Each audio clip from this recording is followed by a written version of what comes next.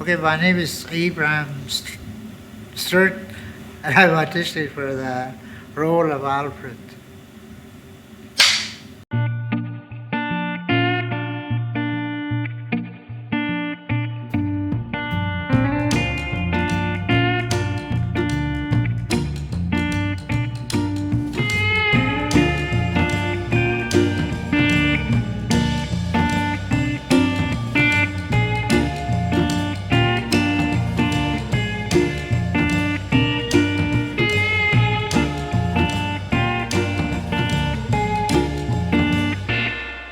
Have you ever had a dog who's been misbehaving? Like just not doing what he's supposed to? So I want you to imagine that there is a dog like here. I'll make this the dog. Okay, this is the dog, eh? Yeah. Okay, his name is Bison. Hey, Bison, sit up, sit. Can I touch him? Yeah, of course. Yeah, okay, sit down. I'm trying to get his chain off. His chain is tangled, you know. Sit down, Bison, sit. Kick him. That's great, perfect. Yeah. High five, you did great on that. Yeah. That's a high five.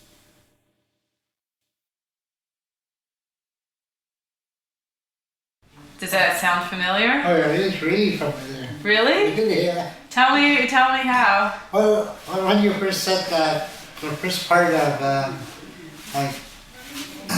Leah's character, like she's how you say it? Lost. Yeah, like so lost, and well, there are a lot of people in this community in that way, yeah. A lot of young people, and it irritates me to see them that way. I live out on land myself. I have my own camp, and I sometimes deal with young people, and they don't know anything about the land. And all they know is computers and music, rap and all that. And I want them to learn like the traditional way. I am that tough guy outside, but there's a reason for it, and I found that out through counseling. Is that I am a softie inside, and I try to. Just because I'm afraid, I don't want to get hurt. I have to act tough, Like I act tough before the hurt happens. Yeah, before hurt happens. So.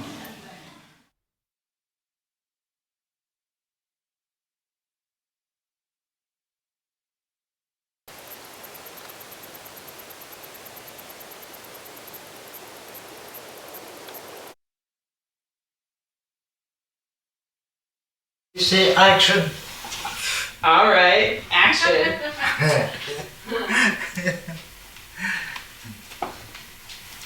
You want me to point out stuff for you?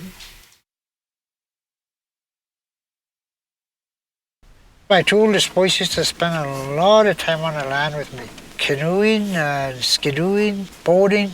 I just love my kids. All I want is to teach my children the right way. Be able to show them the culture, the traditional lifestyle that I live. This is a picture of my grandmother. You see that big smile on her face? She had that smile forever. This one here is my grandfather. My mom. We were living on mountains that time. That's me and Abe Wilson. Wow. And we were like teenagers.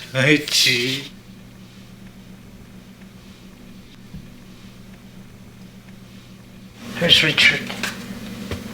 Baby, born 1997. This is old McPherson. This is what it used to look like. This one here, that was my grandfather's house. Here's my grandfather. I love looking man. Can you read the first line there? It's really Isn't sweet. it? Yeah. This old man is Charlie Sturt. When he is 83, this is taken in 1956, and this is my daddy. He is the most happy man that ever lived. Lots of people remember him. Tough as nails, but the happiest man who ever lived. Pretty neat, eh? Yeah. I'd say so.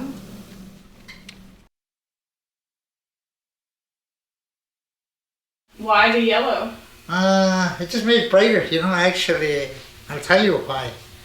When after my family left, everything was dark in here, so I tried yellow and just like it brightened it up a little bit for me, and it made me. Yeah, I didn't get so lonesome. that's the reason. Yellow just sort of lifted me up.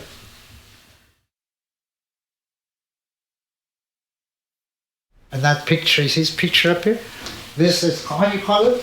Collage? Collage. I just love animals, especially grizzly bear. I just envy that animal. Why?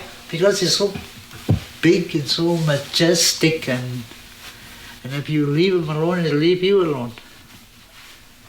You know, that's why I just love the grizzly bear. Hey, my award here. Commissioner's Award for Bravery.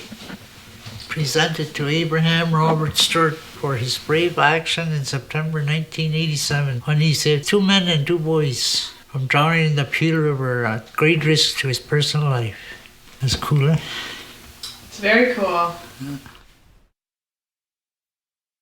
Oh look, I got one message or one something. They make a joke of me here. Abe is on Facebook, you know, they can't believe it. You see my neighbor over here? My next door neighbor, we never talked to each other. And one day we got on Facebook. So she got on Facebook and she got on chat with me. We started chatting. And you know, wouldn't believe it. Not long after that, she came to my door, big pan of pie, apple pie, my favorite. And we've been friends ever since. This one I really like. Ladies, he says, if a man says he will fix it, he will. There's no need to remind him every 6 months about it. Every 6 months. That's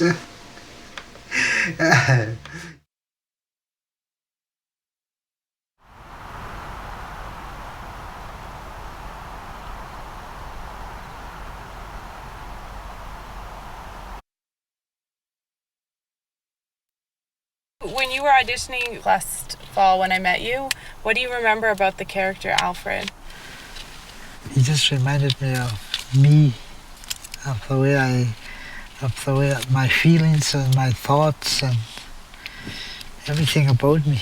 That's what I remember about him. And I think Alfred is me, in a way. What about being on the land? Oh, the land, everything on the land, just the freedom, the open space, and the ability to just come and go as I please. Nobody can tell me to, you know, and you gotta wait 5 minutes before you could do anything. There's no 5 minutes in the bush. Everything is right now or never. So I look at it. The character Alfred, he always tells Leah, she's always thinking, and he says to her, I think you think too much. You gotta start living from your heart. Sometimes you talk about living and speaking from your heart, and I want to know more about that. Like, if I say something and don't mean it, I'm sure somebody's gonna feel it. They're gonna feel it. And they're gonna feel my hurt, my happiness, my joy and everything else. So to me it's to be just honest and come right out from the heart. When you say something from in your mind, it just all jumbles up. You forget what you want to say, and you say it from your heart. It just comes so true. That's like love. You know, when you love somebody and you feel it in your heart, you feel for that person. Do you listen to love songs?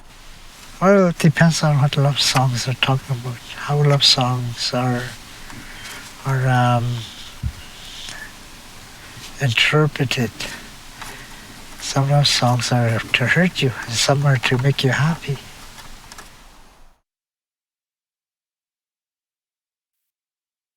Yeah, you gotta have trust. You know what I mean? You gotta. To me, I found out now that if you trust your partner or even your friend. It's a good relationship, but as soon as you break that trust, then you don't. There's nothing there, just nothing. You don't have anything to do with that person. If you got hurt once, you don't want it to happen again. And sometimes you gotta search long and hard for the right person. You know what I mean? Mm-hmm. Yeah. And I'm not in that position. I'd rather be alone. When did you first go on Facebook?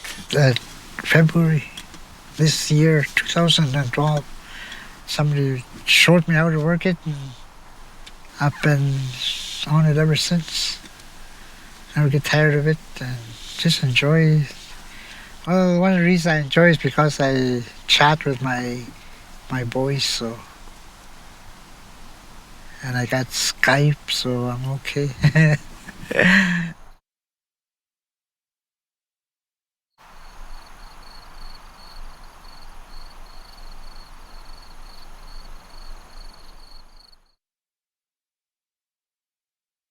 Your cabin, I noticed your cabin is very clean. Yeah. That's cleanliness. It's part of joy. But as soon as your house is full, it's like all messed up and you don't want to do anything. You just want to be lazy. And that's why I also have a clean house. This here I cut with chainsaw, that right there. In order to do this, you gotta be steady, have a most steadiest hand and a very steady heart. A heart that could take it all. Tell me about this artwork. They were tearing down a part of a classroom, and this is actually 12 feet of art.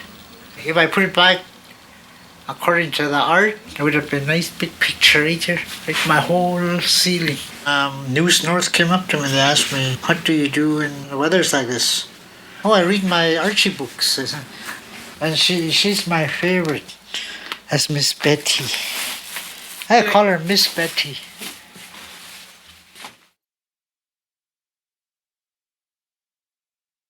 Archie is too stupid. Too dumb. I mean, he's too in love. So I can't think straight.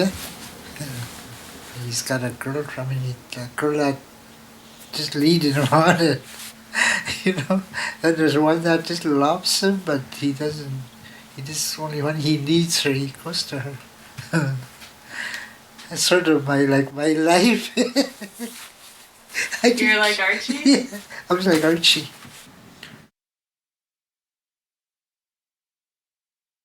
I think Betty is somebody it's a person I would really like. She's so helpful to other people, but I don't think I could stand that Veronica. She's too greedy. I think Betty is an awesome person. She cares about people. She likes to help them. She has such a wonderful personality. Only thing about her is I don't like is she just don't know when to quit Archie. Archie treats her too bad, too mean. Not mean, but Archie don't know how to treat her. Archie don't know how to treat good girls. Veronica is totally different. Veronica is a spoiled brat. I've seen lots of spoiled brats in my life, and she's one of them.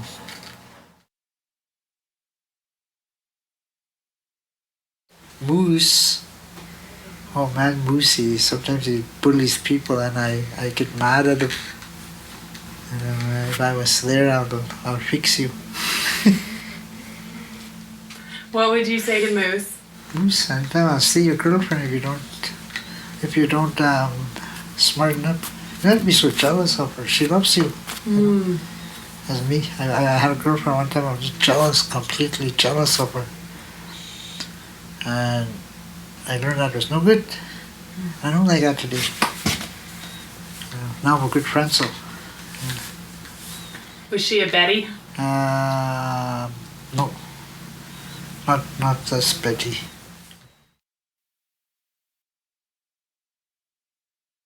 This is my little dream home, away from home. A place where I could come and just enjoy my life. If nobody was here with me, I'd be busy out here right now. There's lots for me to do, if there was no one here. There's all kinds of things I could do. And I don't have to be told to do it. I just go and do it. That's what makes my life so enjoyable, I guess. That's the way I put it. I enjoy it because, I could do what I want to do without people telling me to. And on top of that, it's my own thing. I put this house here, I build it, I fish, I cut fish, and nobody tell me what to do. End of the day, I could just relax and be thankful,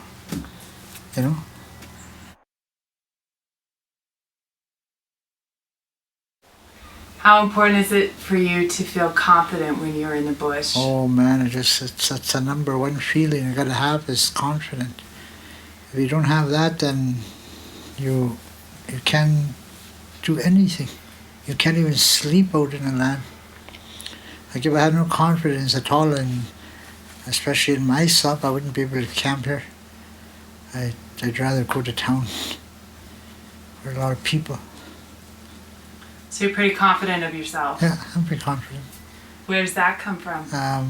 Just knowing, just for the fact that I know what I'm doing.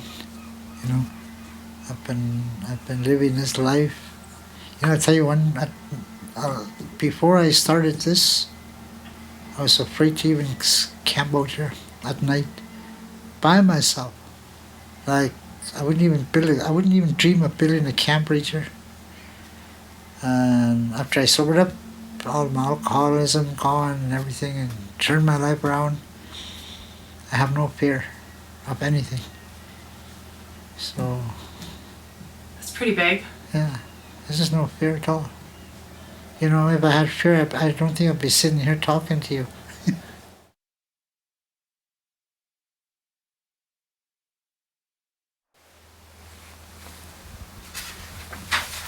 Mr. Okay, go to Alfred. Look, if you want food, there's food. If you cold, you'll make a fire. It was really peaceful, but there was nothing easy about it. We were so poor, had to make everything, no money to buy anything, no drugs, no alcohol. Sometimes I wonder what it would be like to grow up today. It seems so different, so easy. Maybe I don't know. Back then, the young people weren't sad like you.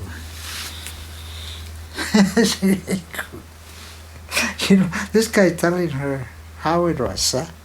Yeah, that's what it's saying. He's telling her how it was. I was in a lot of pain, and I think too much. I was no good to be around. Brings back memories, in my day.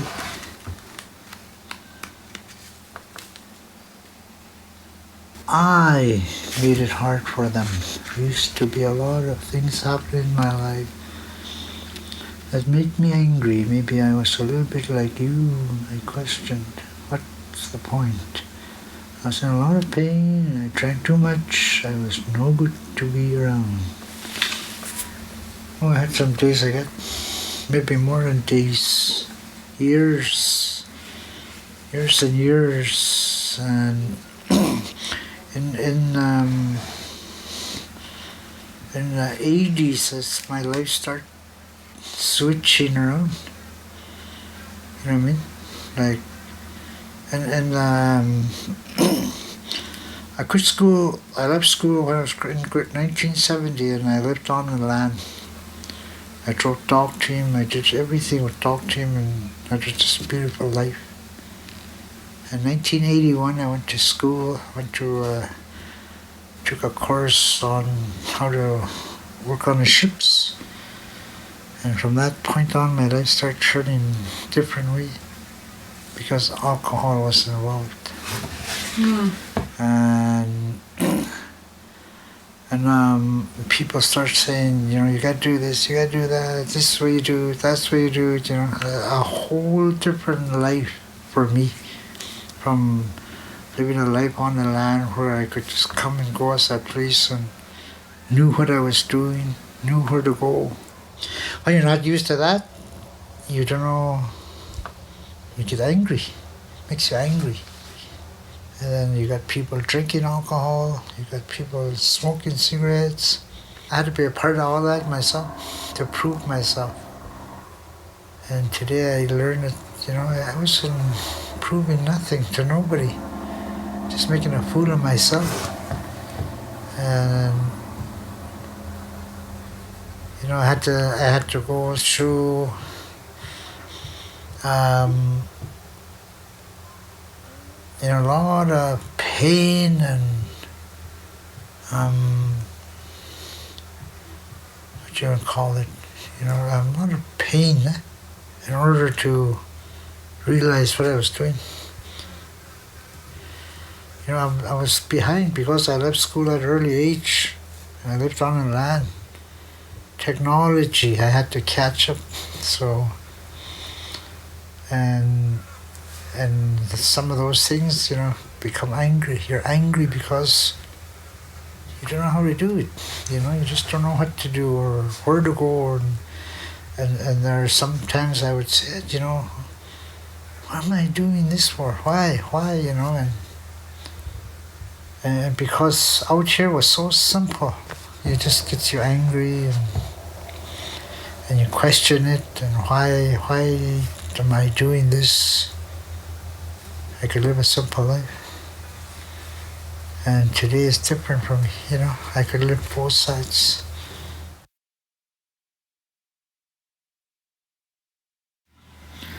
What you set out, what you do, what you see outside is same as what you see inside. Live in your heart.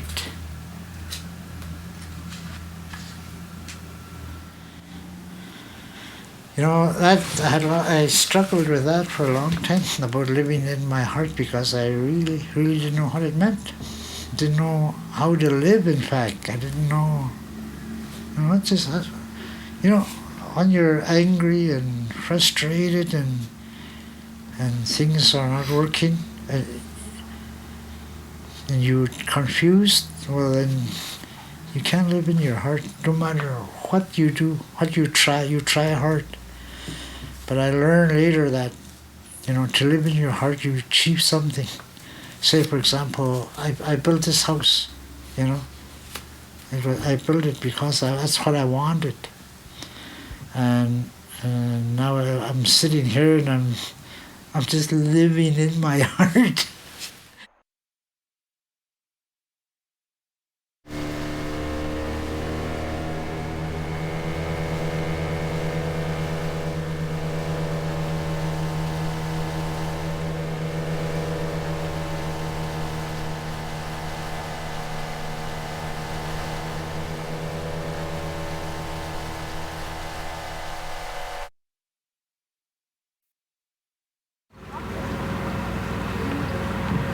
What page are you on? What are you reading? There's no to the reader.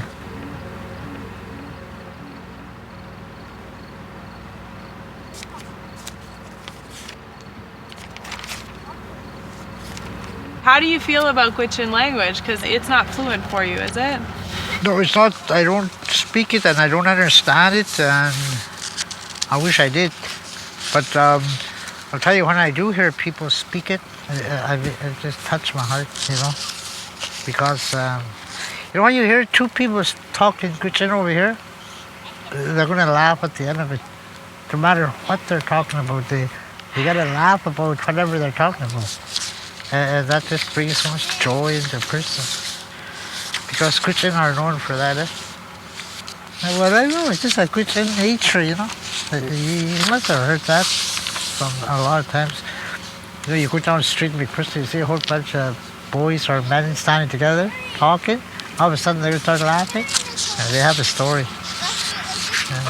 Yeah. So amazing.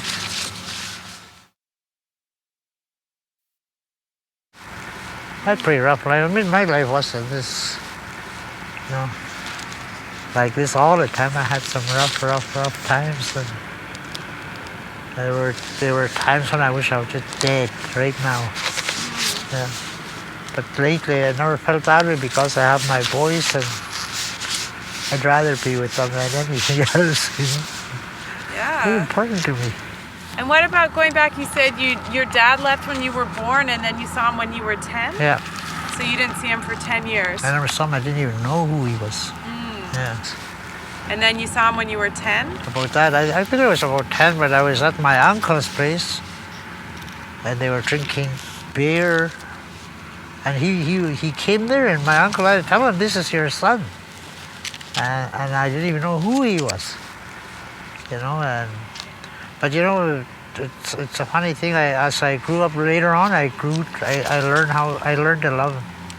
And every time I went down to Newvik, I would look for him, and I'd find him on the streets, and I'd go and I'd talk to him, and he'd be happy to see me. But he's drunk. He was a drunk. And he died drinking. But I never stopped caring for him, And it's just the way I was, And I always sometimes wonder where that comes from. But, I could look at my family and I could see my grandmother. That's where it comes from. Yeah. Do you think about being a dad when you didn't have a dad growing up? Yeah, I think about it a lot. And that's why I think about I would not want my children to go without a dad. And the time that they were gone, they weren't with me, I thought about suicide a lot. I did. I thought about suicide. I just wanted to die so bad. But then, straight away, my kids would come to my mind. And they're fish or something. And I didn't want that from them. I don't thought myself without a dad, and what would my kids be without me? So, I want them to grow up to be something, to be, One thing I think about is, I hope I make it to be a grandpa. That's what I always think, And At the end of the film, there's a point where we don't know if Alfred's going to die or not. And Leah leaves him to go and get help. And when she comes back, she thinks he's dead. And she feels a bit betrayed because she thinks he wanted to die out on the land. If you knew you were going to die, do you ever think you would try to go out on the land, or what? Do you ever think about that? Lots of times I thought that. We have a camp out here. Like, it's about 12 kilometers towards Sikkichik. And I always tell my friends, I always had one of Verna's sister. They always come out there with me after Verna left. And we always camped out there, and we just spent weekends out there. I always tell her, if anything ever happened to me, and I'm not like dying or whatever, I said I wanted to be out here. This is where I want to be. And it was so beautiful out there.